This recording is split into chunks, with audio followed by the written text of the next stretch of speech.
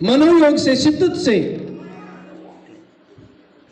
समर्पित होकर अपने दिल के अंदर की जो टीस थी, दिल के अंदर का जो दर्द था, समुदाय के प्रति, आवाम के प्रति, इंसानियत के प्रति, मानवता के प्रति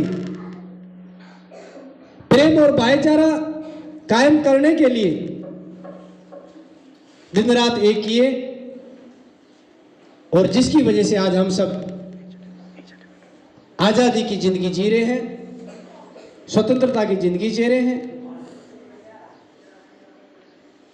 मगर फिर भी मैं हर जगह जाकर के ऐसे कार्यक्रमों में सबसे मुख्य बात जो वो कहा करता हूं कि बाबा साहेब की हम गुणगान कर लें कि उन्होंने 32 डिग्रियां हासिल की थी, और उनमें भी दुनिया की सबसे बड़ी जो डिग्री है DSc, डॉक्टरेट ऑफ साइंस,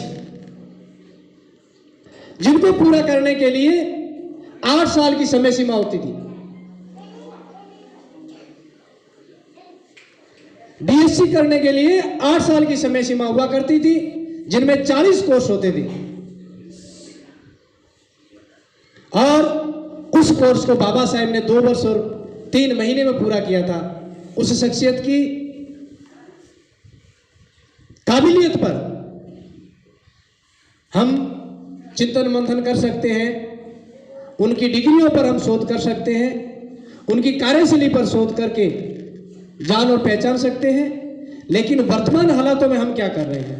मैं एक बार पहले भी यहाँ इसी जगह पर एक कार्यक्रम जयंती में आया था, तब भी कह के गया था, और आज पुनः आप लोगों से कहना चाहूंगा कि जिस आदमी ने बाबा साहेब की जयंती में एक बार आया और अगली जयंती में आने तक अगर बाबा साहेब की जीवनी को नहीं पढ़ा, हमारे महापुरुषों के त्याग, तपस्या, बलिदान को नहीं पढ़ा, उनके संघर्षों को नहीं जाना, तो उसको हक ही नहीं है इस जयंती में आकर के जय जय भीम करने की या महापुरुषों की जय जयकार करने की।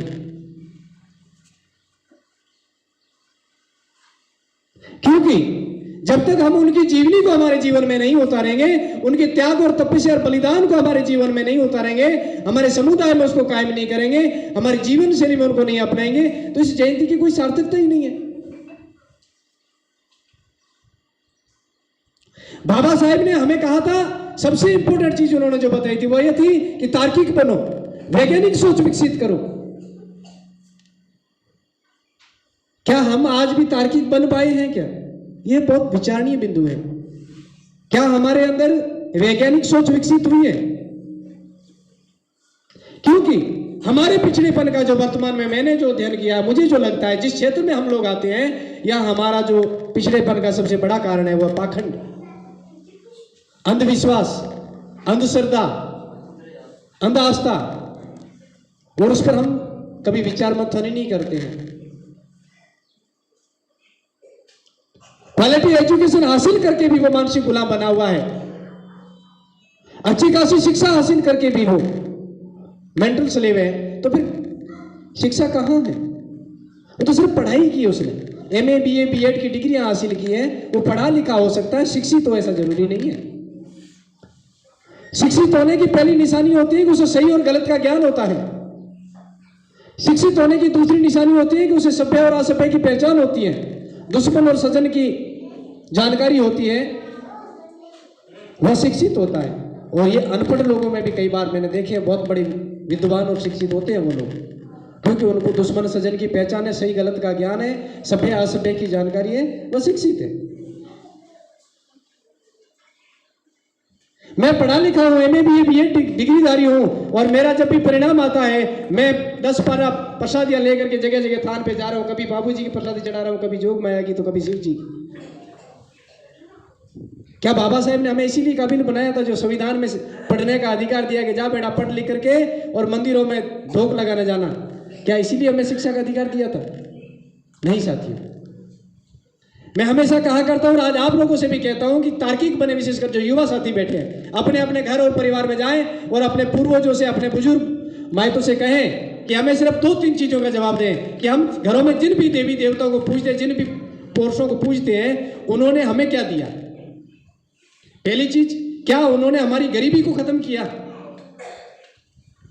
जिनकी भी हम पूजा पद्धति करते हैं, सुबह शाम धूप ध्यान करते हैं, अगरबत्ती करते हैं, दीवा करते हैं, क्या उन्होंने हमारी गरीबी खत्म की?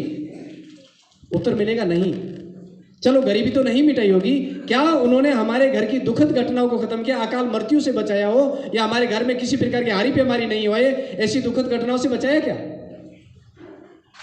मैंने ऐसे हजारों उदाहरण देखे हैं स्वरूप जी, जिनके घर में 10-10 मंदिर है, सुबह 1 घंटा धूप ध्यान करता है, शाम को 1 घंटा अगरबत्ती करता है, और वह जो ऑपरेशन कराना हॉस्पिटलों में जा रहा है, 10-10 ऑपरेशन हो रखे उनके, सर दर्द होते ही टैबलेट लेने मेडिकल पे जा रहा है। भाई तू बीमार हो गया है, मेडिकल या डॉक्टर के पास जा रहा है, तो फिर सुबह शाम धूप किस लिए कर रहा? वो क्या दे रहे तेरे को?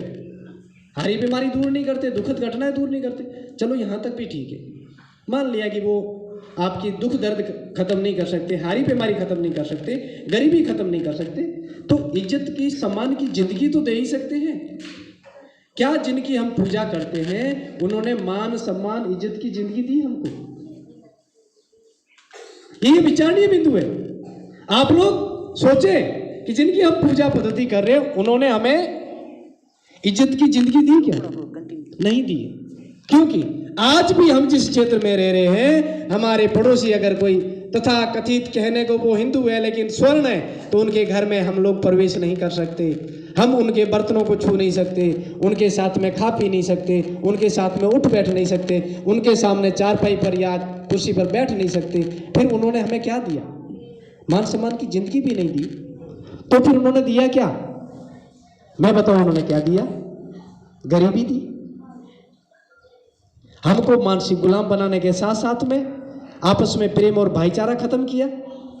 कैसे? बड़ा राजा आज जेतारी आबड़ चिटे भीला बोलिया नहीं जेता दोस्त कर से, या फिर भीलों के बाबूजी है तो 10 में आज मेघवाड़ा में मुसलमाना में आबड़ चिटे, या फिर कोई माझी सारो पुजारी है तो कैसे 13 से आज फलाना में आबड़ चिटे। एक तो ये दिया, एक दूसरे से अलग किया। या फिर फेरी के नाम पर, गोई के नाम पर, यात्रा के नाम पर पैसा लूटा कि आज बाबा रे थान जानो है, आज जेता रे थान जानो है, आज जोगणियार थान जानो है, खेतर पाले थान जानो है, गाड़ी लानी, किरायो भाड़ो करे, बकरो ले जाए चाड़े आनो, प्रसादी जाए चाड़े आनी, पैसों लूटने काम करियो। हमको गरीब जरूर बनाया लेकिन हमें दिया कुछ भी नहीं। ये चीजें आप लोग समझें और अपने परिवार से इस चीजों को धीरे धीरे खत्म करें, जिससे हम मानसिक गुलामी से बाहर आएंगे। और ये चीजें तभी समझ में आएगी जब आप शिक्षित बनोगे। पढ़ लिख करके पढ़ाई हासिल करने से नहीं, शिक्षित बनने से आपके अंदर तार्किक बुद्धि, तर्क वितर्क करने की क्षमता विकसित होगी, आपके अंदर वैज्ञानिक सोच समझ विकसित होगी, तभी आप ऐसा करने में सक्षम होंगे। और मैं उम्मीद करता हूं कि आज आप लोग इन चीजों को ऊपर चिंतन मंथन करेंगे और आने वाले समय में मुझे ये उम्मीद है कि आप अपने अपने घरों से, अपने खुद से कम इस पाखंड से, अंधश्रद्धा से, अंधविश्वास से बाहर आएंगे। सबसे पहली चीज। दूसरी, अपनी काबिलियत को बढ़ाना होगा। हम जिन जिन को याद कर रहे हैं उनकी एक अलग काबिलियत थी, उनके अंदर एक क्वालिटी थी, उनके अंदर कुछ गुण थे जिन वजह से हम उनको याद कर रहे हैं। हम भी वैसे गुण विकसित कर सकते हैं। वह भी एक सीधे साधे आम परिवारों में जन्मे हुए हमारे जैसे ही इंसान थे। 2 कान उनके भी थे, 2 हमारे भी है, 2 आंखें उनकी भी थी, 2 आंखें हमारी भी है। सब कुछ वैसा का वैसा है, बस फर्क है तो उनकी सोच, चिंतन, चारित्रिक जीवन शैली में, और हमारी सोच, समझ और चारित्रिक जीवन शैली में है। आओ हम सब यहाँ से प्रण करें, हम सब यहाँ से तय करें, हम सब यहाँ से शपथ लेके जाएं कि हम हमारे आदर्शों की, हम हमारे महापुरुषों की जीवन शैली का अध्ययन करके उनके आदर्शों को, उनके चरित्रों को, उनके सिद्धांतों को अपने जीवन में उतारेंगे, और अपने जीवन में उतार कर अपने अड़ोसी पड़ोसियों को प्रदर्शित करके दिखाएंगे कि हम भी सभ्य हैं, हम भी संस्कारी हैं, हम भी शिष्टाचारी हैं, हमारी जीवन शैली भी चारित्रिक और नैतिक है। और इसकी शुरुआत की सबसे पहली जड़ है क्वालिटी एजुकेशन के साथ साथ शिक्षित बन करके व्यसन मुक्ति जरूर करें। हम पढ़े लिखे हो या नहीं हो, लेकिन हमारा जीवन सात्विक होना चाहिए, हमारा जीवन चरित्र नैतिक होना चाहिए, हमारा उठना बैठना सभ्य और संस्कारी होना चाहिए। हम सुबह भी गुटखा चबा रहे हैं, शाम को गुटखा चबा रहे, दिन भर बीड़ी पी रहे हैं, सभी लोगों के बीच में बैठते हैं तो मुंह से बदबू आती है। कभी जर्दा वालों को देखना कितनी बदबू आती है।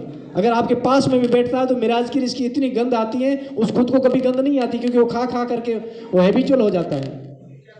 और सिर्फ ये जर्दा, बीड़ी, सिगरेट, गुटखा तक ही नहीं, शराब वाली बात देख लो आप। सबसे ज्यादा हमारे लोग ही इसके पीड़ित हैं। भील मेघवालों को ऊंचा नहीं आने देने के ये जो व्यसन है, ये विशेषकर एक षड्यंत्र से निकाले गए हैं। आप लोग इसका अध्ययन करें कि आज दिन तक एक भी ऐसी फैक्ट्री नहीं है जिनके मालिक शराब की बड़ी बड़ी जो फैक्ट्री जहां से शराब निकलता है या गुटखा निकलता है, जहां जर्दा निकलता है,